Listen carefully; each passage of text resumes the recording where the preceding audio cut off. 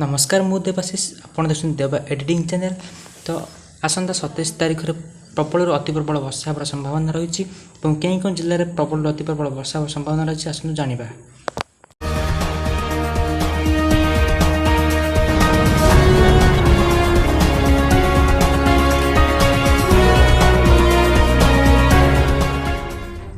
उत्तर बंगोपसागर सक्रिय होइछि घूर्णिबलय।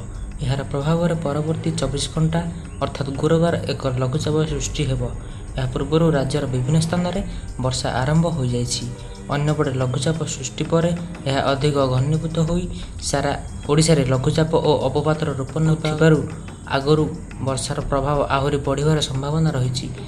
यह लघुचाप प्रभाव में 5 दिन पर्यंत राज्य में वर्षा लगी रहिबाकु थिबा बेले और 25 तारीख में वर्षार प्रभाव सबुठु अधिक रहिबो बोली आंचलिक पूर्वानुमान कराଯାଇଛି। आउ एहाकु दृष्टि रखी आसंता 24 रु 27 तारीख पर्यंत विभिन्न जिला को येलो और ऑरेंज अलर्ट जारी कराଯାଇଛି। गुरुवार 4 जिले में प्रबल अति प्रबल वर्षा आशंका करी मयूरभंज, केन्दुझर, कोरापुट और मालकानगिरी जिला को ऑरेंज अलर्ट जारी कराଯାଇଛି। एही 4 जिला 7 रु 20 सेंटीमीटर वर्षा नहीं ऑरेंज अलर्ट जारी होइछि। सेहीपरि सुंदरगढ़, देवगढ़, अनुगुल, ढेंकानाल, जाजपुर, भद्रक, बालेश्वर, केन्द्रापड़ा अति प्रबल वर्षा होवार संभावना रही। लघुचाप प्रभाव में समुद्र अशांत रहिबाकु थिबारु आसंता 27 तारीख पर्यंत मत्स्यजीवी मानकु समुद्र मध्यकु न जाय परामर्श दियाଯାଇଛି। अन्यपटे बुधवार राज्यर विभिन्न जिले में प्रबल वर्षा आशंका हो जाइछि।